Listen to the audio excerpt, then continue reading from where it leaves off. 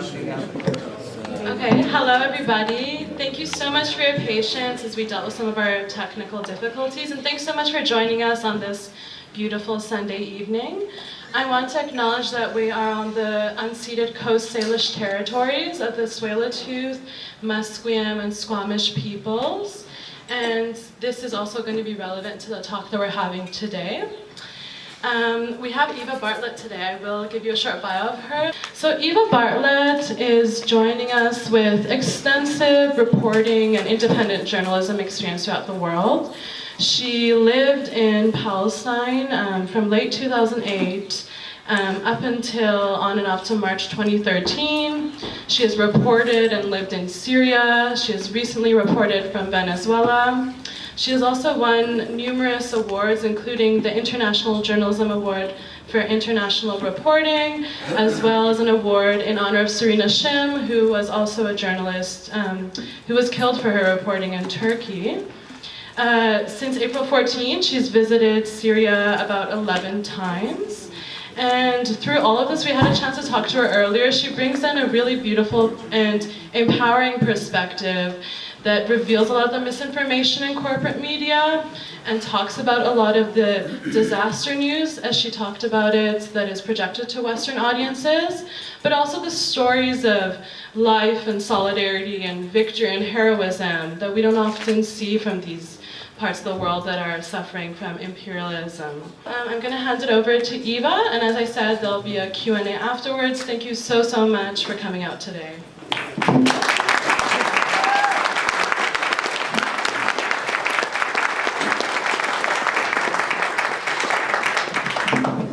Good evening. Thank you very much for attending this evening. Before I get into my talk, I would like to first acknowledge what is happening to Palestinians in Gaza, and I would like to convey a message of solidarity and support with them. I'm reading from the Facebook page of my friend Robert Inlakesh, who is a very dedicated Palestine activist, and his last update 3 hours ago is that 28 are dead, 254 are injured from Israeli bombings. And when he updated earlier, he noted that of the dead, there were 2 pregnant women and 1 infant. This is just the latest round of Israeli massacre of Gaza. And as mentioned, I did live in Gaza. I lived there for 3 years, and I saw 2 major massacres and then a number of mini massacres. And so I just want to, because I am going to be talking about media lies and omissions, it's very important to acknowledge that this is a major ongoing issue that is being omitted or distorted in the corporate media. And the other thing I wanted to mention is on May 15th, it will be the 1-year anniversary of the detention of Ukrainian journalist and editor Kirill Vyshinsky. I've been trying to highlight his case. He's not the only case of journalists and people being imprisoned in Ukraine, but just in sum, he's basically an editor of RIA Novosti Ukraine. The state has accused him of treason, of conspiring against the state, for the act of publishing 14 articles in 2014 that held that had views from either side of either side essentially, and none of the articles were written by him, and all of the articles had a disclaimer saying the views don't necessarily represent the news site. 4 years passed since his publishing of these articles, and then suddenly on May 15th of 2018, the Ukrainian secret services and authorities decided that he was almost enemy number 1. And they raided his home and his office, and they detained him, and they've held him in pre-trial detention since. He still hasn't had a trial. So I just feel it's very important. We're all aware of Julian Assange and the persecution against him, and there are many other journalists in Palestine and elsewhere, and in Ukraine who are being persecuted. So I just wanted to mention that. Now, I'm going to be focusing mainly tonight on Syria and Venezuela. And the focus of my talk is, as I alluded to, the corporate media's distortion of events there, the disaster media, and also the omission of voices, because these voices don't suit the narrative of the corporate media and the imperialist. In my opinion, in my humble opinion, because I do not pretend to be an expert on anything, what's happening in Venezuela is a repeat of Syria and Libya and so many sovereign nations before, and of course nations throughout Latin America. It's an attempt at regime change by any means necessary, and as the US authorities keep saying, all options are on the table. And I was working on an article and I came to conclude the recipe for regime change is pretty straightforward. You demonize the leadership to a cartoonish level, and you demonize those who defend their leadership and or their country, and who are against any sort of imperialist invasion or control of their country. You support an opposition that is usually violent and extremist, and you whitewash their crimes. An opposition, or rebels, or freedom fighters as they're called in Syria. You sanction the country to make life hell for the people in the country, and attack the infrastructure to create unbearable conditions. You create a whole lot of fake news about humanitarian issues and a humanitarian crisis, and possibly wage false flag incidents to frame the government, and above all, you control the narrative. And you insist that intervention is necessary for the well-being of the people. So I'll give a brief overview of some of the many media lies and omissions on Syria. I'm going to be giving personal examples because you can relate to it more, since I'm saying this is what I've seen firsthand. So I'll begin with Homs, Syria. And the photo on the screen behind me is in 2014. And I went to Homs a month after peace was restored to that city, after there was a reconciliation deal that saw the terrorist factions bust out of Homs, and an end to their rule over the old city and other parts of Homs. And when I went, the man I spoke to, I forget his name now, I'm sorry, 5 years later, but the man in the photo behind him is notable, because his name was Father Frans van der Loot. He was a priest that had lived in Homs for a couple of decades, I believe it was. And in January 2012, he was writing posts that contradicted what the corporate media was telling us was happening in Syria, because essentially the corporate media's narrative was, from early 2011, there was a peaceful uprising against a brutal dictator who savagely squashed the peaceful protests.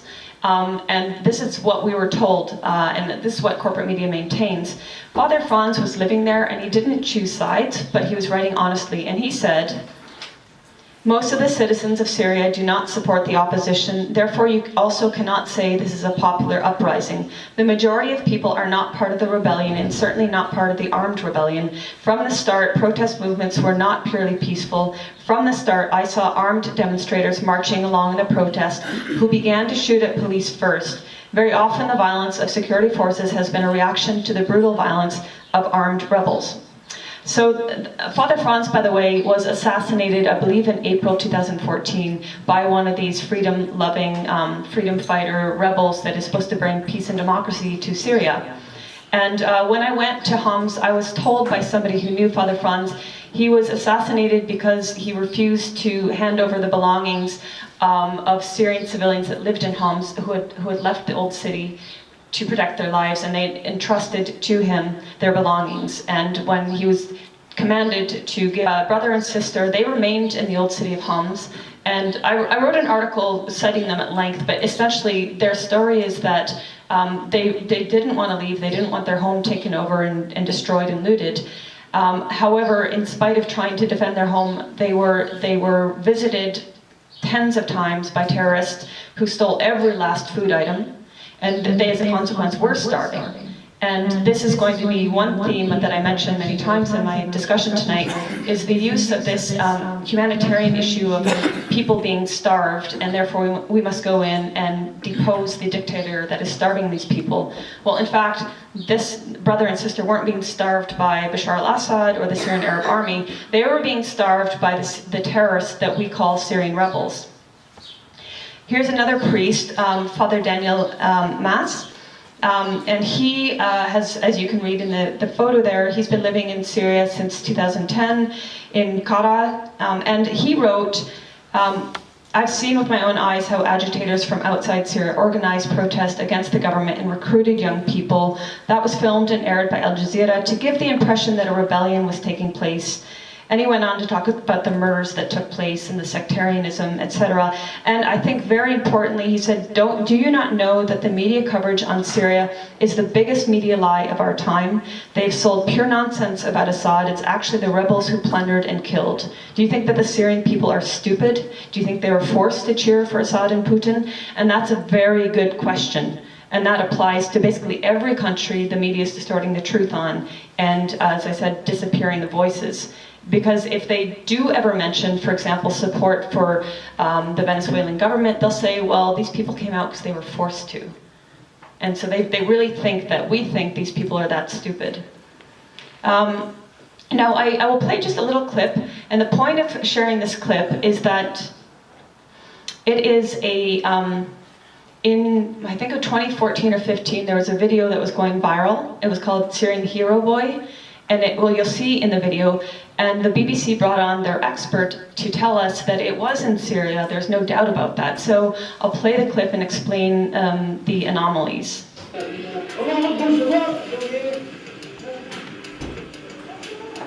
has been suggestions that it may have been staged. We can definitely say it is Syria, and we can definitely say that it's probably on the regime front line. We see in the footage that there is a barrel that's painted on it the Syrian army flag. Okay, so I cut that down for the sake of time. So a number of things she says, we can definitely say it's in Syria, it's definitely in the regime area, because, and then she says, we see a barrel, right? This is a still from that video. And it's painted on it the Syrian army flag, quoting her. Well, first of all, it's not the flag of the Syrian army, it's the flag of Syria. And second of all, this expert doesn't seem to know what the flag of Syria looks like. This is a BBC expert telling the world that the evil regime is likely shooting on this child, and she's positive it's in a regime area because of this Syrian army flag barrel. She can't even identify the flag of Syria. In any event, this particular clip was filmed in Malta by a bunch of Norwegians. So this is just to illustrate how maybe she genuinely believed it, but the BBC they try to be, authoritative on media, and they, people like me are just Kremlin bots or whatever slur you want to say about me, but they can't even get their facts straight. And that's just an example. Perhaps she was ill-informed and not deliberately lying like other corporate media. Now, back to the idea of a peaceful protest. In May 2018, I went to Dara, and if you have been following Syria, you will know that Dara is where things started, and where, since the very beginning, we have been told there were these peaceful protesters being gunned down by the Syrian regime. Well, this is Father Georges Rizik in Dara. There's a longer version of this, but I cut it down for size, but I cut what I think is important bits.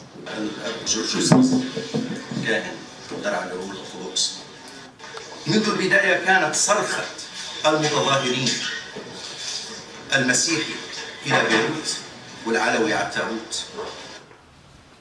كان يأتي المتظاهرون من القرى ومن درع البلد ليجتمعوا داخل درع المدينة. لم يكن هناك جيش في المدينة أساسا. هناك مفارس شرطية موجودة، وهذا موجود في كل العالم وليس فقط في سوريا أو في درعا تحديدا. كان يأتي بعض المتظاهرين الذين يركبون الدراجات النارية وهم يحملون الأسلحة ويطلقون من الحي باتجاه المجمع الحكومي. So he goes on to talk about how this is, he was very well informed, by the way, and he went on to talk about how this was a project from outside of Syria. And I can't tell you how many Syrians who are very aware of how events started in Syria were orchestrated from outside. And above all, they rejected the sectarianism that the corporate media tried to insert on Syria about this being about Sunnis versus Alawis or Sunnis versus Shia. That doesn't exist in Syria except in small pockets of people who have already been radicalized. So basically, to not dwell too much on Syria right now, this evening, some of the main themes I've been focusing on have been, regarding the war propaganda, have been propaganda have been the claim that the government is starving people in Syria, the claim that everything was peaceful from the very beginning. And, excuse me, one other issue I'll address in a moment.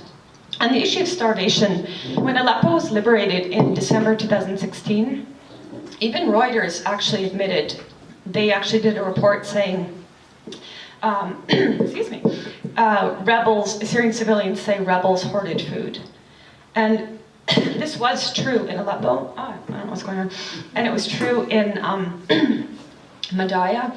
In January 2016, corporate media, kind of in unison, started talking about Madaya and saying that the Syrian regime was starving people in Madaya. And even the UN kind of chimed in. They were tweeting all the time about Madaya. They were not mentioning the villages of Fua and Kafraya, which were actually being starved. These villages are in Idlib province, and they were surrounded by terrorists, by Al-Qaeda. And they were being shelled and sniped on a daily basis, and being starved and denied access to medical care. But they didn't merit attention because they didn't support the narrative on Syria. As it turned out, when Madaya was brought to peace, again through a reconciliation program, I went there in June 2017, and I talked with people, and everybody I spoke to said the reason we were starving is because terrorists were hoarding the food and controlling the food supplies. And then I heard this again in Al-Wa'ar, which is in Homs, and I heard it again in various areas of eastern Ghouta, in Douma. And it's clear that wherever the terrorists rule, they do control access to food and aid.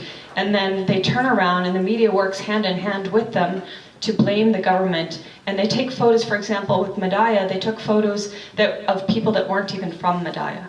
There was a young girl who was from South Lebanon, and her photo was plastered over the media. And they had this pretty young girl from South Lebanon, and then a photo of an emaciated child, looked similar. And her family came out and said, this is our daughter, she's not from Madaya, she's not from Syria, she's from Lebanon, and she's alive and healthy. And there were many other examples of these media manipulations. And unfortunately, fast forwarding to when I'll talk about Venezuela, this issue of people being starved by an evil regime is being recycled in Venezuela. But to finish off on Syria, there's a face I'm sure you're all familiar with, Amran Daknish. The boy in the ambulance, the dusty boy, the face of suffering in Syria, the poster child of the revolution. He was kind of dubbed all these different titles. And as you can see, his image, a very haunting image, was picked up by international media around the world. And this was in August 2016, I believe. And basically, the media were all blaming either the Syrian or Russian governments for having bombed with an airstrike his home. And the valiant white helmets rescued him and, of course, sat him in a chair and did a photo op on him instead of giving him medical attention, but that's an aside. And then it was said that he was gravely injured. As it turned out, I met Amran and his father in June 2017 when I was in Syria. And the day prior, his father had finally spoken out to Syrian media, and the second day I was able to meet them, and his father totally rejected the corporate narrative on what happened to them. He said there was no airstrike. And he said the terrorists randomly would shell them because their area was known to be supporters of the government and the Syrian army. And then he said that they attempted to coerce him into supporting their narrative by bribing him, by threatening him, and he refused to do so. And this was the reason he had held out so long in speaking to the media, because this happened in August 2016. He didn't speak out till June 2017. But most of all, he said they had exploited his son, Amran. They had traded in his blood, as he said. And he also said his injury was very superficial. It was light. They all received light injury. There was rubble that fell from a blast from some sort of explosive fired by terrorists. But another last notable thing about this, and this is Amran healthy and happy in June 2017. The notable thing about this story was that the man that took this prize-winning photo, his name was Mahmoud al-Aslan, and he gave many interviews, and he became a bit of a celebrity, and he talked about how he cried for children like Amran. He's friends with the terrorists of Nour ad-Din al-Zinki, who beheaded Abdullah Isa, a Palestinian youth who might have been 12 or 13 years old, savagely beheaded him, and he was begging for mercy, begging just to be shot instead of beheaded. And this Mahmoud al-Aslan, who cries for Amran Dakmish, is friends with these terrorists and took a grinning selfie, proud to be friends with these terrorists.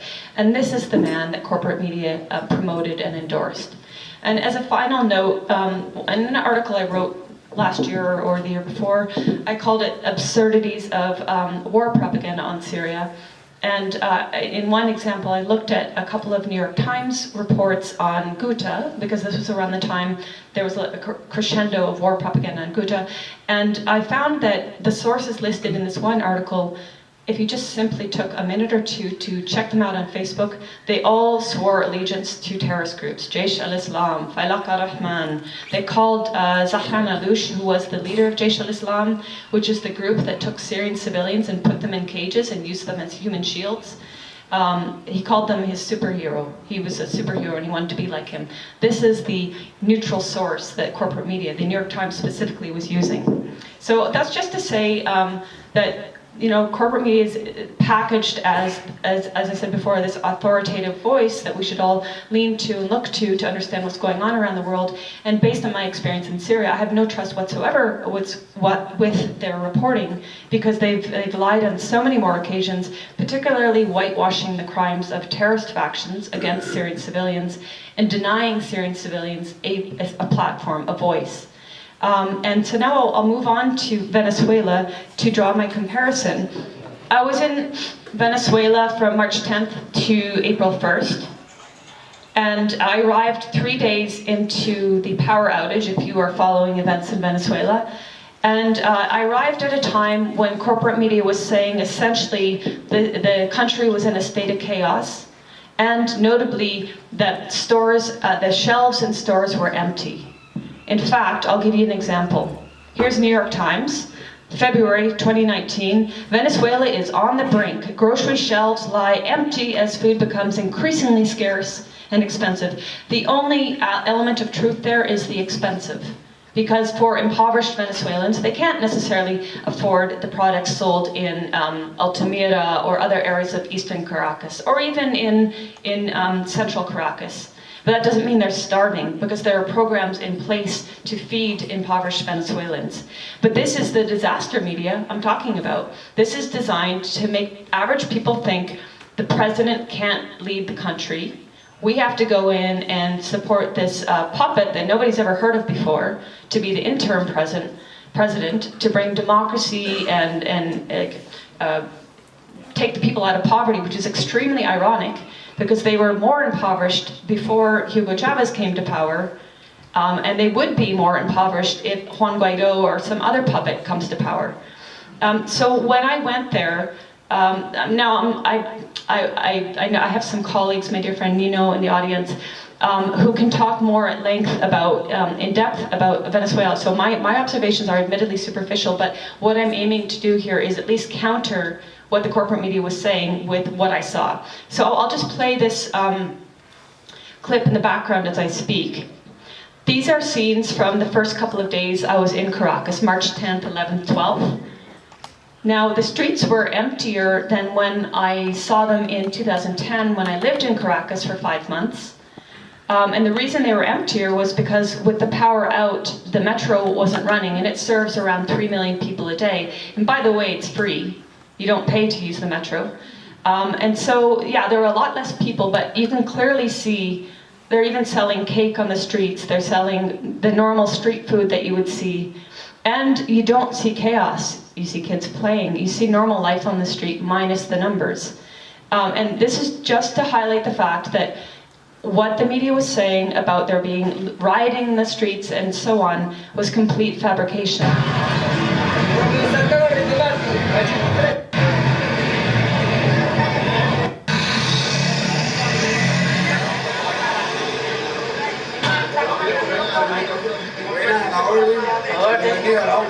So that food stand sells like hamburgers and hot dogs, really hearty portions for, I think it was around $1.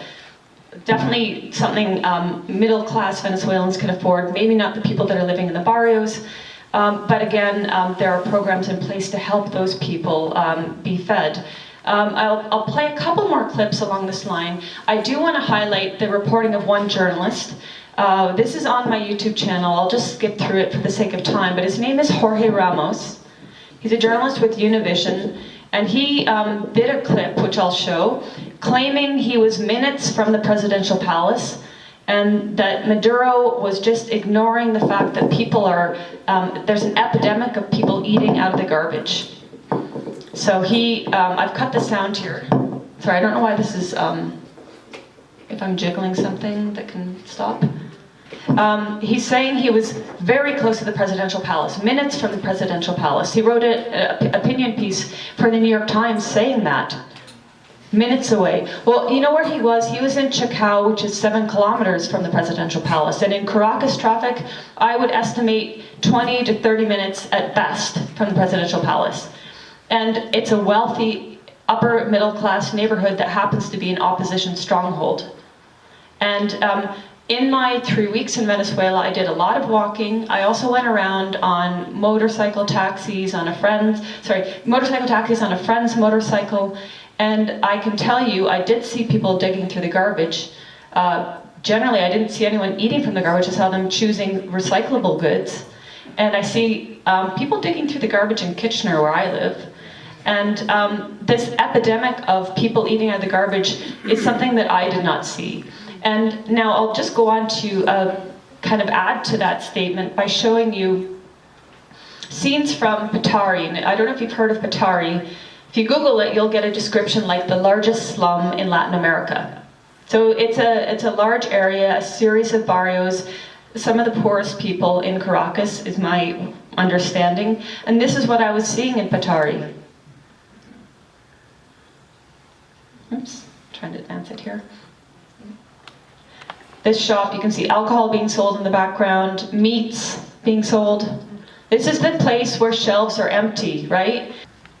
And this is further up on a hilltop barrio, the 5th of July. And again, everywhere I was going on the back of this motorcycle, I saw signs advertising cheese and chicken and meats being sold, and I saw stands like this selling produce. Now, I'm going to play a clip, and it is a bit silly, but I'll explain who this man is first. The man in the video, he lives in an area, Las Brisas, and he wanted to show... We're going around the barrio, and our friend is asking people if they're dying of hunger.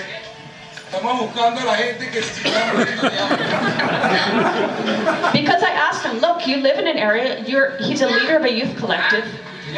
Are people starving? I genuinely want to know. So this is what we saw.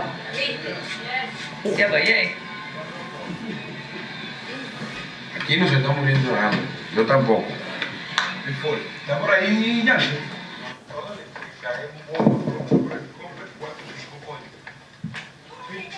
¿Qué es una teta? Muéstrale una para que yo sepa. Teta es like a tit. Papá. Watch his face, the boy. Are you hungry? No. ¿Comiste hoy? ¿Qué comiste? Did you eat? Yes. He looked confused by the question. Mira. Aha. Helado popular. Yes. Is it juice or some sort of flavored? Popular, helado? Helado popular. Ice cream. Sí. Y él dice que no. Hola, ¿cómo estás tú? Watch this boy's face. Chévere. ¿Por qué? ¿Tú estás muriendo de hambre? Bastante. Muy bueno. ¿De Guardián del Libertador? Porque yo estoy en una vacación. So I apologize that I haven't had time to subtitle. Estamos buscando a la gente que se está muriendo de hambre. Todos. ¿Tú también? Claro. ¿Y De eso? hambre, de agua, de luz. Pero tú tienes esos cachetes tan gordotes. ¡Ah! ¿Cuánto pesa? ¿Yo? Sí. No sé. Pero tú no parece que estuvieras muriéndote de hambre. ¿Comiste hoy? Did you eat today? ¿Cuántas veces? ¡Listo! How many meals? 4. So she's eaten 4 times today. What time is it now? Is it like 3 p.m.? It's maybe 4 p.m. Cuatro. Cachetes gordos. Hola, señora. ¿Cómo estás tú? He was also asking the other one Are you dying of hunger? Or you have chubby cheeks? Esto lo puede hacer alguien que tiene la verdad. So, El que no, for the sake of time, I can't play the whole clip. It's on my YouTube channel. But the point was, even in this poor district, when he went knocking door to door, nobody had not eaten. And as you saw, at least some people had eaten multiple times. And the thing is, the Venezuelan government has this program in place called CLAP. It provides food aid to 6 million families monthly. I think they're aiming to, I might be wrong about the monthly, but I think currently it's monthly, and they're aiming to have it like every 2 weeks. And it's extremely affordable. I was told by Paul Dobson of Venezuela Analysis that in his region, in western, southwestern Venezuela, he pays 1,000 bolivars for a food box, and he said that's like the price of a coffee. In other areas, one area I went to, Katia, in western Caracas, which is a very poor district, a very poor barrio of over 1 million people. They pay 100 bolivars, I was told by residents there, per box. So this is one element of how people are getting by, the most poorest of society who can't afford the supermarket items. There are a lot of programs done by local collectives, colectivos, and these colectivos are demonized in the corporate media. They're called thugs and gangsters. But again, I asked Paul Dobson, well, I'll play that right now for you. I asked him about colectivos. Here at the march, we're going to see a lot of what are called colectivos, which have a very bad name, bad press in the international media. Colectivo means basically collective. Here in Venezuela, collective is essentially an expression of the organized community. We have workers collective, women's collective, ecological collective, human rights collective. I'm a member of an ecological collective. I'm a member of a colectivo. The opposition said the collectivos are all criminals. The opposition said the collectivos are paramilitaries funded by Maduro. The collectivos are everyone you're going to see here. Young people, there's collectivos of pensioners, for example. It's expressions of the organized community. Are collectivos at all funded by Maduro? The collectivos organize projects, community projects, for example, which sometimes receive state financing, yes. But this is for the project, not for the collectivo. What we're essentially seeing is a demonization of the popular organization by the right-wing forces, who actually fear the fact that people are organizing and standing up. So the attack of collectivos had nothing to do with whether they have guns or not. The attack on collectivos is an ideological attack against the idea of collective organization. So this propaganda says death to the collective. So that last bit says death to the collectives. And I'll get back to this issue in a few moments, but I just want to kind of give you another example of the reaction when I asked, for example, are you starving or is there a humanitarian crisis here? Now this is in a community called Ciudad Marichi, and it's a community where people have, well, I'm just trying to find my notes here, but anyway, the people that I met there, they were saying, you know, we support Maduro, we support the Bolivarian revolution. What you're seeing here, because when I arrived there, they were having a community meeting and they were discussing strategies to help the community and things they could do.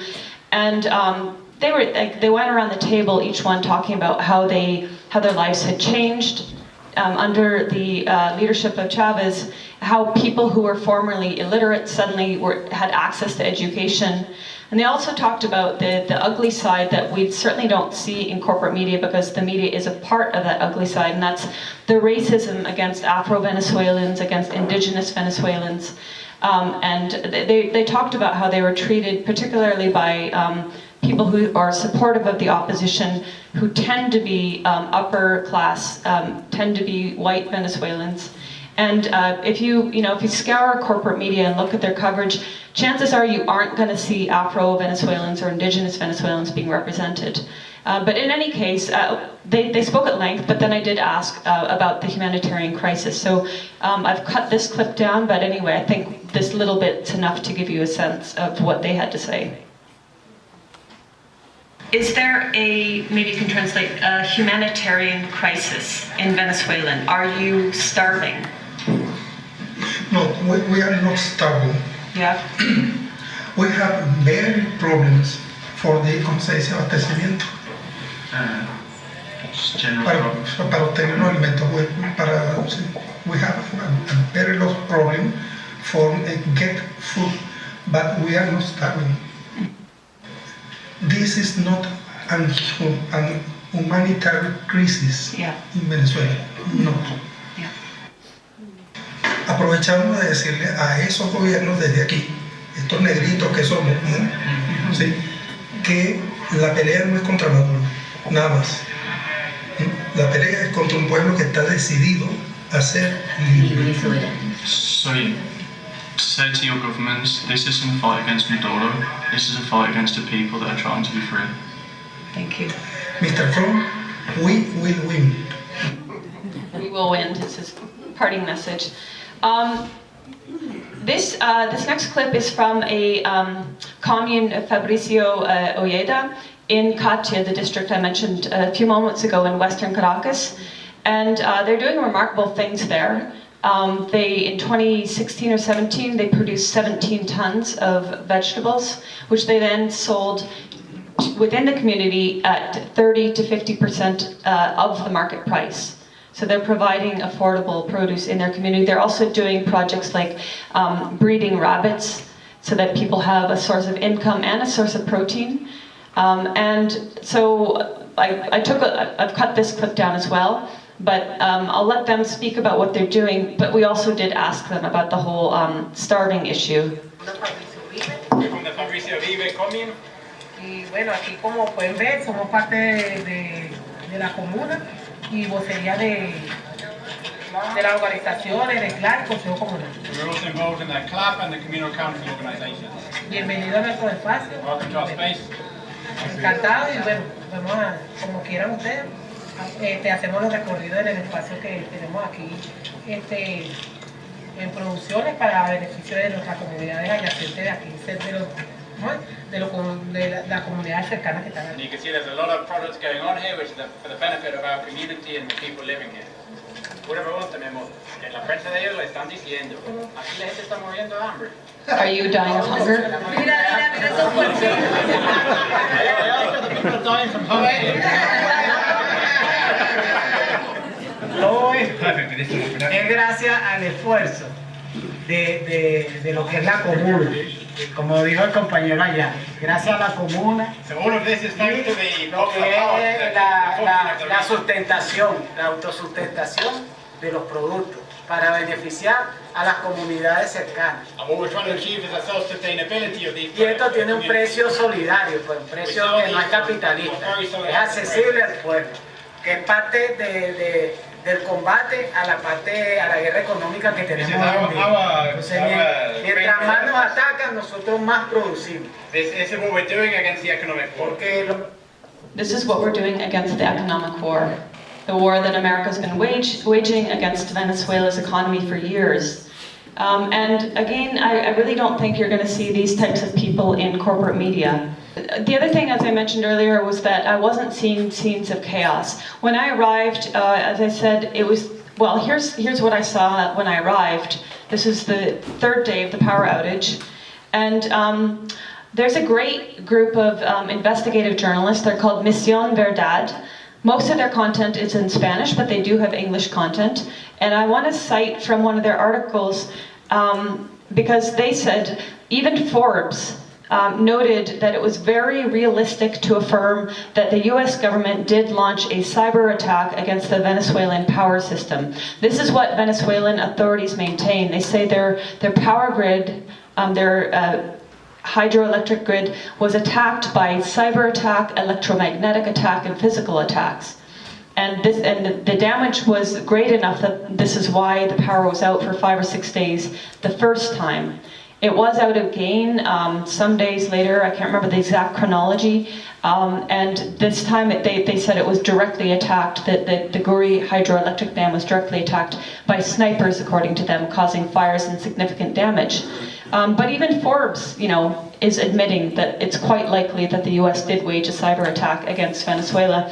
The timing is certainly suspect after the series of events that preceded it, the attempt to install Juan Guaido as the interim president, then the fiasco at the border with Colombia where the US tried to ram through aid trucks. And it's supremely ironic, just as an aside, that the country that is sanctioning Venezuela the most and causing extreme poverty and causing shortages of medicines was going to benevolently send a paltry amount of aid that they insisted the Venezuelan authorities take from the Colombian side. And when that didn't pan out, people on the Colombian side, I don't know who they were throwing Molotov cocktails, and at least one of the aid trucks did catch fire. Corporate media blamed the Venezuelan government. It wasn't the case, and even the New York Times belatedly, after Venezuelan journalists and after independent media like The Gray Zone and Ahmed Cabello of Press TV reported from on the ground that they saw people on the Colombian side throwing Molotov cocktails, and that was the source of the destruction of the aid truck. So these were the series of events that led up to the sudden coincidental timing of the power outages in Venezuela. And realistically, if the US has the capability to do so, of course they were the culprits. Who does it serve? The Venezuelan government did say, we met with for 1 week I was with the US peace delegation. We did meet with Foreign Minister Jorge Arieza, who's a very articulate and informed person. He did say, yes, our power grid isn't the greatest. Because of the sanctions, we haven't been able to maintain this that well. But then did go on to lay out how the government had, decided, or how the government believed or knew that the attack had come from America. Now, just as an aside, I just like to point out the hypocrisy and double standards of John Bolton and Marco Rubio and all these people that were so concerned about Venezuelans being without power for 5-6 days. It isn't fun to be without power. I'm sure we've all experienced it at some point. I experienced it in Gaza 18-20 hours a day for years because Israel attacked Gaza's only power plant in 2006 and has not allowed Palestinians to rebuild it properly, just like they haven't allowed Palestinians to maintain their sewage infrastructure, their ability to treat sewage, their sewage containment pools. And when the power goes out in Gaza, if it's out for sustained periods, these sewage holding pools overflow into the streets. And if you follow Gaza, you might have seen scenes where people are literally wading through a mixture of rain and sewage. So there are very serious elements to do with power being out, including in Venezuela, but we did not see the concern for Palestinians that these hollow-worded politicians in the West were directing towards Venezuela. There was one other interesting point by this article by Ms. Jan Verdad. They said, during a hearing in the Senate Subcommittee on Foreign Relations focused on Venezuela, Senator Marco Rubio warned that the nation was, quote, going to enter a period of suffering that no nation confronted in modern history. And they said this was said 5 hours before the electrical sabotage that hit Venezuela. And then later on, they went on to note that Rubio had privileged information because before the communication minister, Jorge Rodriguez, told the media about the scope of the attack in the electricity system, Rubio was already tweeting that the backup generators had failed. So he did indeed have privileged information, which leads more credibility to the accusation that the US was behind the power outage. But now what I wanted to go on and stress was that I don't know how it would be here if the power was out for 5 or 6 days. Perhaps there might be looting. Certainly people would be impatient, unhappy. In Caracas, when I was going around, these are the kind of scenes I was seeing. I'll start back here, sorry. This is in Batari, the slum, as I mentioned. This is in the 5th of July area, up in the hilltops. So if anybody should be suffering more, it's the people up in the hilltops because it's harder for goods to reach them, particularly during a power outage. And this was the scene I was seeing. And then back down in Caracas, just everywhere I went, I saw normal scenes. Now this is an example of how people were patiently dealing with the situation. These people are lined up waiting for an ATM. Same here.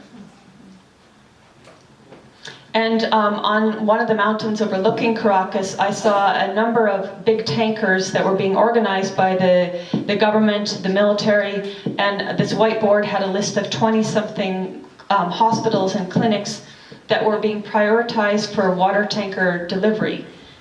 So this was all during the crisis. Now, I met up with a Venezuelan journalist who took me to see some other scenes. I'll play this clip. It's on the same mountain. It's slightly down from where the water tankers were. And I'll just start this. This is a natural spring. And I was told that Venezuelans routinely collect water there, but not as a daily thing, but it's clean, pure spring water. But because of the situation of the water, people were lined up patiently waiting.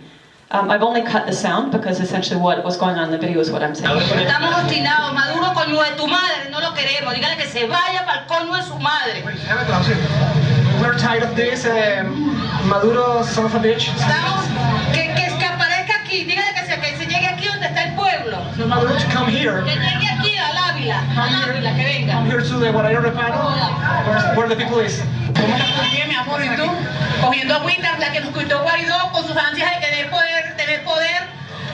I'm taking water, the water that Guaidó take us in his society to get the power. Entonces nos debemos al desgraciado bastardo de Trump. Señor presidente de los Estados Unidos, Venezuela es 100% libre. Si nosotros we owe it to Trump, Mr. President Donald Trump, Venezuela is 100% free. We are free people, if we. Si nosotros, los venezolanos, resolvemos nuestros problemas aquí, tanto opositores como oficialistas, no queremos la bota yanqui, no queremos intervención en Venezuela. Venezuelan people doesn't want the good of the Yankee troops on Venezuela. Even opposition and government can solve their problems without foreign intervention. I just need to clarify, did she say she is with Trump? No, she's against Trump. Okay, that's what was in there. Milagros Guevara Aliegro, la pastora, te quiero mucho, Venezuela. Milagros Guevara Aliegro from La Pastora. Thank you.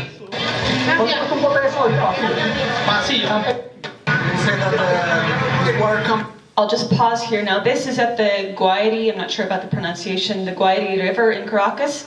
And corporate media would have you believe that these people are collecting filthy sewage water. Some subterranean river that comes from this area.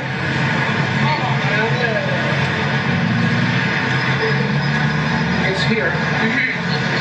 Ya. ¿Qué opinas tú del periodista que vino acá y dijo que el agua estaba contaminada? Claro, ¿cómo que se está contaminada? No vino por el nuevo, se está contaminada. Claro, se equivocaron, se está contaminada. It's wrong because this water is not polluted, it's not contaminated. Lo que hay que hacer uno para tomar sus medidas preventivas es hervir el agua, ¿verdad? Y echar eso un poquito de cloro como dice, pero no es nada. You need to prevent anything is to boil and clean the water with chlorine. This is a false spring that comes through the city and gets here. Una, dos, tres salidas y aquí los policías también sacaron un tubo ahí, también están dando agua ahí, esa misma agua. This false spring has 3 tubes that come through the highway, and the police is helping to take another one, so the people can take water from here.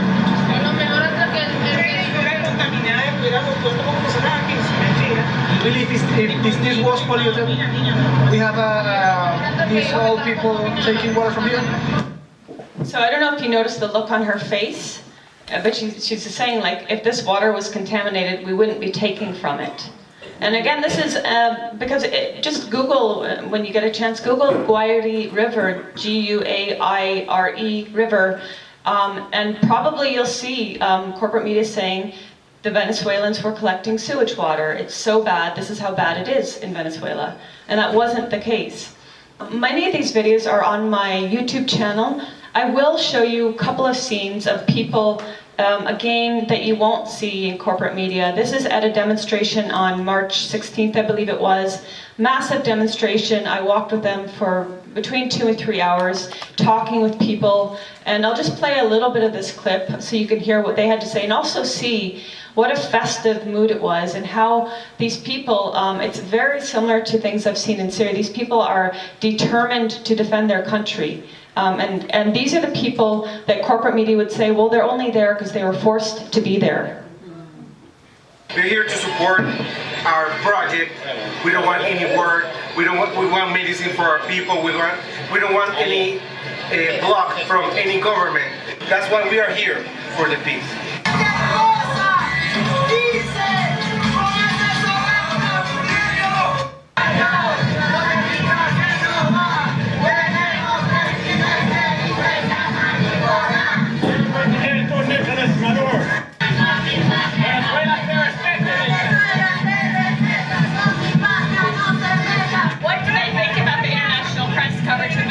¿Y qué opinan de cómo la noticia que saquen al mundo sobre Venezuela? No, eso está montado ya.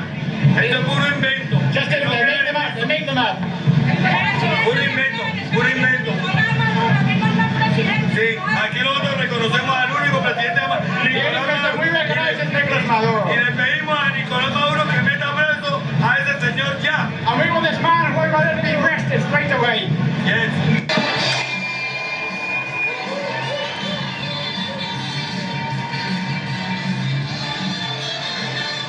Okay, for the sake of time, I'll cut that. You could see a much longer clip. I don't know if you could hear, but he said, we want this man, Guaido, arrested. I will play just a little bit from some people I met in Plaza Bolivar. These buildings is one of the core. Supuestamente Guaidó tiene que ir preso. ¿Por qué?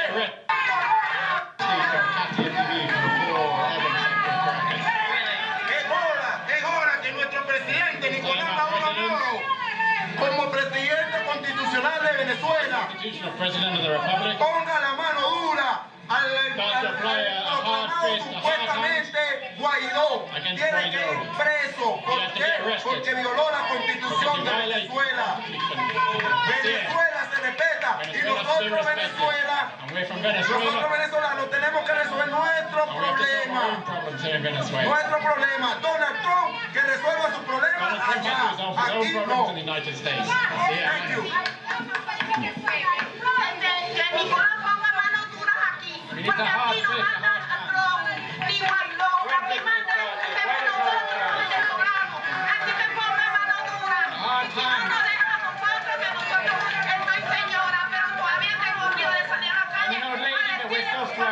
Aquí nos acogemos nosotros los venezolanos y no tenemos que estar todos los días zozobras porque Guaidó viene hasta diciendo todo lo que viene a la que mande allá, vaya a pedirle cuenta al viejo Trump. Nosotros mandamos en Venezuela. Okay, and that does go on, and another woman speaks. Now, just to know, I did actually try on 2 different occasions to attend an opposition rally for the sake of being able to show both sides. On the same day, March 16th, that I showed this demonstration, there was supposed to be multiple rally points for pro-opposition people. They never materialized. 2 weeks later, on March 30th, I actually went to the extent of flagging down a motorcycle taxi and asking the driver to take me to multiple points where there should have been opposition supporters gathering, according to calls on Twitter. In the first 4 areas I went to, I couldn't find any opposition supporters. I did see a group of Maduro supporters going to join the larger demonstration. Then I went back to eastern Caracas, to Chacao. I saw a group of 10 or 15 opposition supporters on the sidewalk. And in Altamira, which is kind of known to be a very important opposition stronghold, I saw between 20-25 people. 2 did come over to speak to me. One came and put her big sign in front of my camera so I couldn't film. And the other said, they both said that they were starving, although clearly they were not.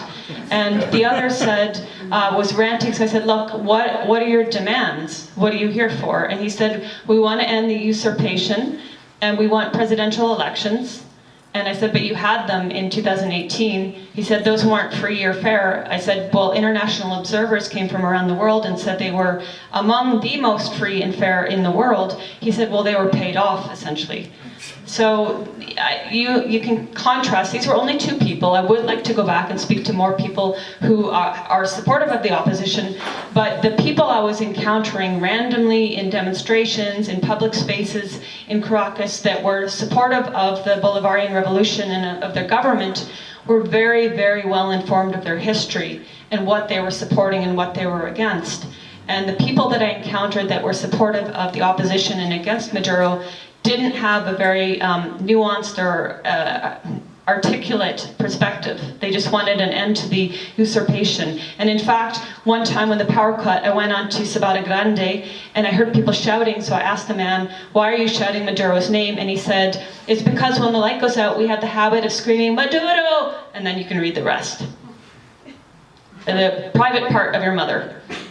And unfortunately, I'm told by journalists in Venezuela that this is kind of how it goes. The opposition are extremely violent, vulgar, racist. And I would refer now to the embassy in DC, the Venezuelan embassy in DC. A number of activists who called them the Protection Colectivo, I think they're called, are residing in the embassy with the permission of the Venezuelan authorities.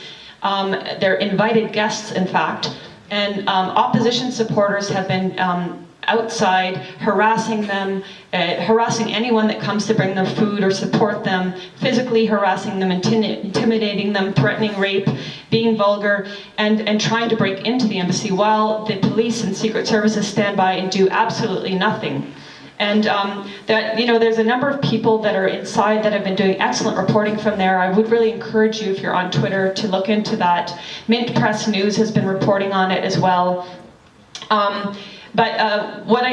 Margaret Kimberley, who's an excellent journalist with Black Agenda Report, she noted Article 22 of Vienna Convention on Diplomatic Relations says the U.S. government is required to protect diplomatic buildings from physical. The police and secret services are not doing that. Just before I wrap up, I just want to mention, I'm sure you're already aware, but the sanctions on Venezuela are cruel and immoral. Alfred de Zayas, who is a UN expert, and he visited Venezuela and issued a very lengthy report. He says, to the extent that the sanctions are the direct cause of death, maternal mortality, infant mortality, malnutrition, death through lack of access to medicines, etc., they constitute a crime of humanity against humanity under Article 7 of the Statute of the International Criminal Court. And Idris Jazeri, UN Special Rapporteur, also said coercion, whether military or economic, must never be used to seek a change in government in a sovereign state. And this is precisely what the US is doing, not only against Venezuela, of course, against North Korea, against Syria. These are just some of my very simple, perhaps surface observations from having been in Venezuela. Certainly, there are reporters. I would encourage you to look at Venezuela Analysis, The Gray Zone, Abby Martin, Ahmed Cabello of Press TV did excellent reporting there. And of course, it's worthwhile to listen to Venezuelan authorities. They're completely dismissed from the narrative, but any authority in any country in question, you should be able to hear their voice and decide for yourself what you think. And they are being disappeared. And that's again, just to wrap up in sum, this is what I found. And I'm more knowledgeable on Syria perhaps, but the media has completely excluded millions and millions of people in Syria and in Venezuela because it doesn't suit their narrative. Whether or not you like the Syrian government, the Venezuelan government, the Cuban government, the North Korean government, the bottom line is it's not our business to interfere there. It's not our business to intervene there. And what our governments are doing, Canada included,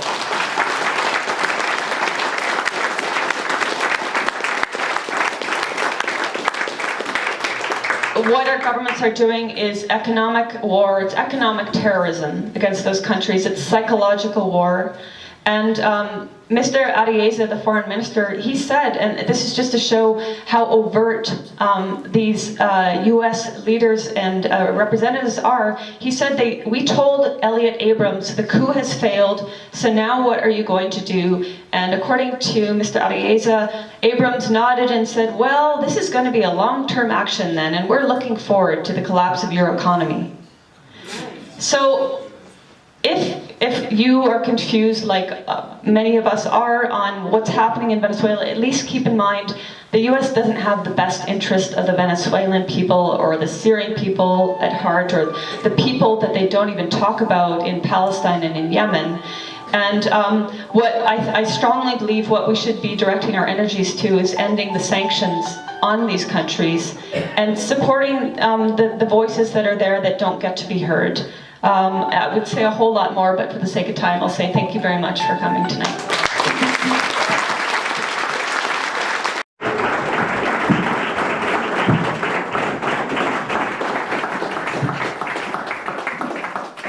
Thanks so much, Eva. That was brilliant, and I'm sure everybody here agrees. We have a short Q&A just because we're running out of time. Please make sure that's the question. If it's a statement, if it's a statement or a comment, we appreciate you can come up later, but make sure there's a question what you're asking. Would you be able to elaborate a bit, like, from your experience after you visited Ghouta when it was liberated by the Syrian Arab Army? Can you talk about, like, when they made that fabrication about the chemical attack? There seems to be, there was a guy in the back. Yeah, the guy's standing there. Now being welcomed to Canada. Okay, I will do my best to answer all and remember all. So the first one about Ghouta, and it was asked what I saw. I'm going to play this in the background. I'll maybe turn off the sound. You can listen to me. And so this is a medical student that I interviewed in Duma, where the alleged attack occurred allegedly in April 2018. And he went on to say that the symptoms they were treating people for, none of the people that they were treating exhibited any sort of symptoms related to a nerve agent or a chemical weapons attack. He said they were normal dust inhalation symptoms. They were treating people with war injuries. But aside from that, none of them died in that hospital. They were treated and they were sent home. And then I went on to ask him, what about any of the medical staff that were treating these people that came in? You know, you didn't have proper uniforms to deal with chemical weapons. Did any of the medical staff suffer as a result of direct contact with these victims? He said no. None of them did, of course, because there was no chemical attack. He says that suddenly at one point when they were treating people who had come to the hospital, suddenly people who weren't known to them, that weren't from the area, came in and they were screaming Kamawi, Kamawi, which is chemical attack in Arabic. And so then there was panic and people started hosing victims down. And then doctors realized there's no need for this and started trying to calm people down. And he makes a point at the end that the boy, if you followed this case, you might have heard of the name Hassan Diab. He was a boy that was in one of these videos that was put out by the White Helmets and terrorist media. And Hassan Diab said, well, I was brought here and I wasn't injured, they just brought me here. And I think he said that he was fed dates and cookies or something afterwards. He and I believe it was 16 others from Duma went to The Hague to testify. Colonial media basically rendered their testimonies irrelevant, saying, well, they were forced. And this is the same media that took as gospel the words of Bana al-Abid, the girl who could not speak English, who was based in eastern Aleppo, opened a Twitter account in something like September 2015. In a month or two's time had tens of thousands and then hundreds of thousands of followers, and couldn't answer later the simple question from an interviewer, what kind of food do you like? In Istanbul, and she said, save the children of Syria. So the media took her word as gospel, but they would not listen to the words of Hassan Diab and medical staff and other civilians from Duma. So back to the question, I did see one lab that had chemicals in it. Unfortunately, I'm not an expert. I don't know what these chemicals were. They were very close to a lab or a workshop I saw that was manufacturing munitions. And I did see one of the White Helmet centers just 200 meters down the lane from this munitions workshop. And I would say the foremost authority that I would really highly recommend on the White Helmets and the fact that their centers are always, not just sometimes, next to or very near to the headquarters of Al-Qaeda and other terrorist groups in Syria. That authority is Vanessa Beeley. And she has done her research on the ground and behind the scenes, and she, excuse me, I'll turn that off. I would highly recommend her reporting the White Helmets. Now, I do want to just add another note about the August 2013 alleged chemical attack also in eastern Ghouta in Jobar. A soldier named Wasim Issa, he's truly a Syrian hero. He's a soldier and a war journalist.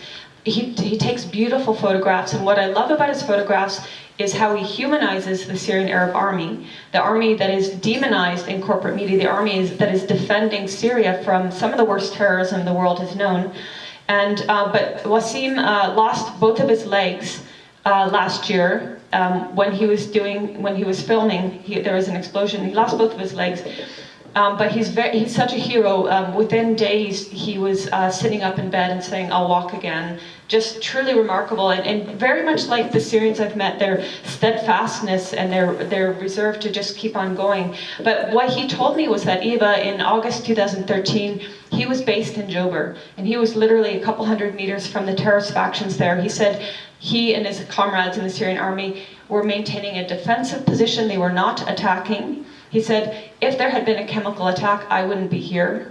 And the other point is that Jobar is a kilometer from Old Damascus, where I stay most of the time when I'm in Syria. Had there been a chemical attack, it would have affected people in Damascus as well. So that's just to address that question. Now, there was a question on, and I didn't actually understand the first part of the question about a process with the government interacting with people, and then also about the organized communes. I'm aware of them. I haven't had a chance to visit them. I really wanted to. My hindrance when I was in Venezuela is that my Spanish is very limited to ordering food and getting by. But I was really interested in going to, I'm forgetting the name of one of the most known communes just outside of Caracas, because I'm told they're doing amazing work. And within Caracas as well, I mean, the Fabricio Ojeda, I believe it was a commune we visited, and the one that I showed in my footage. And I think maybe your point was how the people power in Venezuela, and perhaps that was your point, and how they're working with the government to... Yeah, it's currently there is a process of consultation that the government called into the Venezuelan people to bring about proposals to give a new direction to the economy in Venezuela, and particularly for what I've read, it seems like the Venezuelan government is giving a new impulse to the communes and to the self-organized people to bring about proposals to reactivate the economy at the local level, and particularly with food supplies and food autonomy in, promoted by the communal work. Okay, thank you very much for that. Yeah, well, I did visit one cafe whose name I forget, but this lovely young woman explained that their cafe was a collective, and they were doing work that for the community, people could hold meetings there, but they were only able to exist because of the support from the government. And also, I visited the urban agriculture plot Bolivar 1, and they're doing amazing agriculture within the city. And I have a clip on my YouTube. It has a young man explaining that the people that are working on this plot are mostly youths from the local housing right next to the Bolivar 1 plot. And also he was saying, what we're doing here is not only growing food and fighting against the economic war, but this is also a place of learning where we can teach what it is we're doing and why we're doing it, which was really very, very interesting, and explains perhaps why, one of the reasons perhaps why the people I kept meeting were so well informed. I was asked, oh yes, good people to follow with perspectives from and on Venezuelan people. Venezuela Analysis is excellent. I highly recommend that. And you know, the Gray Zone has a number of journalists that have gone there. Max Blumenthal, Anya, I don't remember her last name, have done excellent journalism from there. The Real News Network? Real News Network, excellent, thank you. Yeah. Telesur. Telesur, of course. Yeah. So yeah, there are a number of suggestions there. And I think that's all the first round of questions. Carla Ortiz. Well, I already said that, in my opinion, Vanessa Beeley is the foremost authority, and she has done the research. Others have reported after her, but I think that she's the one that has done countless interviews, and she has them on her YouTube. She has them subtitled. So if you want to know more about the White Helmets, I have some, but I definitely defer to Vanessa for her diligent work.